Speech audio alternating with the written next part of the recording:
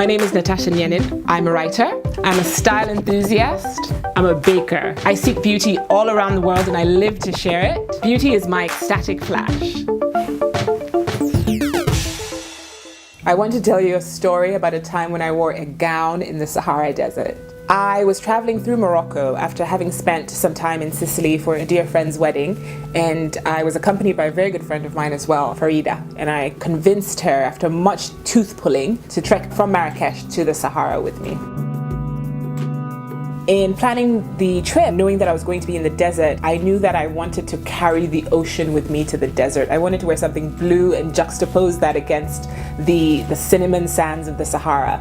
And so I started looking around for fabric, and I found this lovely dress that I'd seen online by an Australian designer named Michael Losordo. Clearly something I couldn't afford, but I loved the simplicity of the design. It had this elaborate, expansive cowl neck. It was pleated and simple. It looked like it would move beautifully.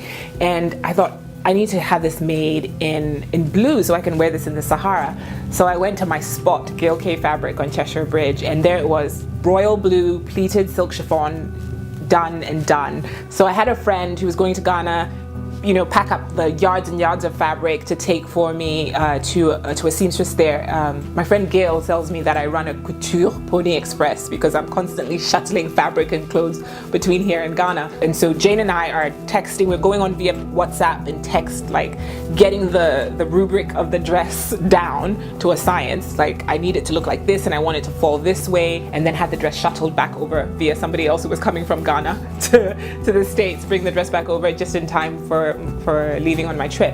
Then came the issue of wearing this silk dress in the desert. I mean, what was I going to do, wear the dress on a camel? It just, I hadn't thought that part through. And so Farida and I, my friend who was with me, we stuffed the dress in a bag. I had on my shorts or whatever. And we had arrived at the mouth of the Sahara. We were met by our camelteer, a lovely young man named Hamu, who was going to lead the camel procession.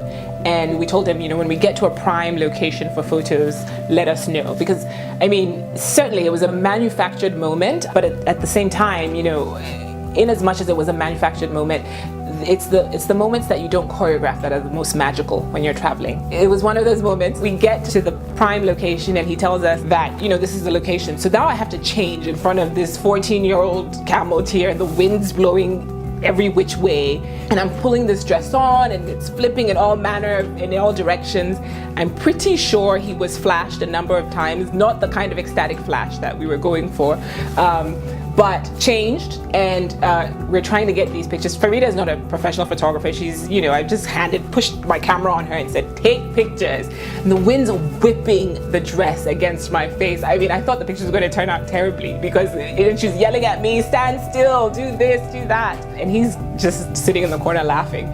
So I actually said, why don't we have him in the photographs and, stand against one of these camels? And I took a look, I said, just be natural for the camera. And I look over and this boy is just giving the camera a face. He's working it. And I'm like, okay, well, I guess I'm not here because, he's owning this moment. And it was so much fun. It was magical how we captured these moments where the dress was picked up by the wind in the most natural way that sort of mirrored the sinusoidal waves of the dunes of the desert. And all around us is it's a void.